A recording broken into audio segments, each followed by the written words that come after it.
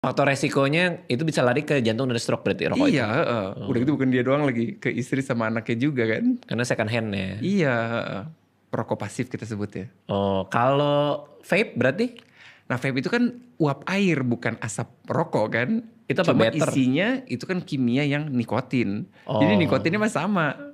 Nikotin Oke. itu lucu ya, itu kayak licik banget dia tuh. Dia nyekek otak bilang kamu tuh relax aja. Padahal otaknya gak relax, tapi dia kayak maksa otak untuk bikin dia relax gitu. Itu sih mungkin yang bikin susah. Terus ada cerita tentang perempuan muda datang ke IGD dengan napas sesak. Oh, Itu apa tuh? Itu juga. Cuma gini, ada lagi yang lebih seru. Kalau di IGD itu Bang, ada benda-benda asing yang harus aku keluarin. Oke.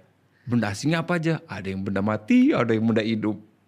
Tuh. Benda asing tuh kalau bahasa kedokterannya diagnosisnya itu corpus alienum, benda asing. Masuk ke badan. Ya, yang harus aku keluarin. Jadi dokter IGD harus ngeluarin benda itu dari badan. Iya. Oke, lalu. Ada yang anak kecil, balita. Ini perkara balita nih, banyak banget balita tuh masukin. Ke tangan balita itu tangan kecepatan tertinggi kan Bang. Sucup. Iya. Pernah punya balita pasti tahu ya Bang. Iya. Cepet banget itu tangan itu kayak lebih cepet daripada kecepatan cahaya itu Bang. Set gitu. Iya benar. Kita udah jagain tetap aja kena tuh. Nah ini datang suami istri panik. Dok ini si Dede dok. Kenapa Pak? Kenapa? Tadi kita tuh habis dari Indomaret belanja ada kembalian 1.500 koin 1.500. Tapi kok sisa 500? 1.000-nya kemana? 1.000-nya saya nggak tahu 1.000-nya kemana. Dok ini dok kayaknya dia nelen deh dok. Dia ini nelen ini. Anak ini nelen.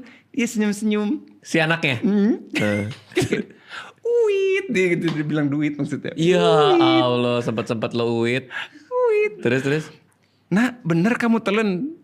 Uit. Dia tetap aja gitu. Uit. Coba. Ya udah gak ada di mulutnya kan. Dicek gak ada? Gak ada. Okay. Gak ada. Ronsen ya Bu, ronsen ya Pak. Oke, ronsen. Aku mau tunjukin ronsennya ke Bang Radit, boleh gak Bang? Boleh dong. Ini ronsen setelah uit itu ya? Iya. Ada di mana Bang Radit uitnya? Yang bener aja dok. Dok yang bener aja dok. Di leher bro. Udah ketelen itu Bang. Dok yang bener aja dok. Dok ini gila sih. Hah? Pas dia gak sesek gak gitu. Nah Bang, makanya Bang lucu deh. Teman-teman juga pasti pada gak sadar. Leher itu kelihatannya kayak satu saluran kan. Padahal kan ada 2 saluran nih di leher kita. Satu ke paru-paru, satu ke lambung.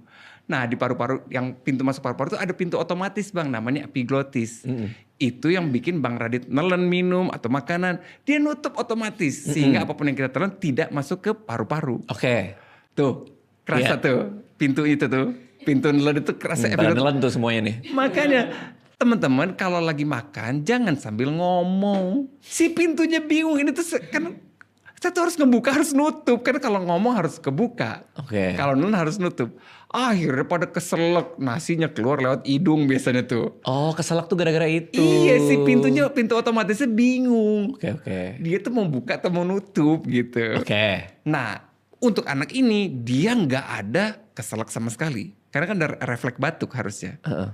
Dia uit. Masih bisa ngomong nih. Suara masih keluar. Berarti kan bukan di jalur paru-paru.